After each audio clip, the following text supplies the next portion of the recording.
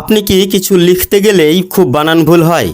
আপনি কি বুঝতে পারেন না যে বাক্যের মধ্যে কোন শব্দটি বা কী ধরনের শব্দ কেমন করে সাজালে সেই বাক্যটি খুব সুন্দর হয়ে উঠবে? তাহলে এই এসো কলম মেরামত করি আবু তাহের মিসবার লেখা এই বইটি আপনার জন্যই।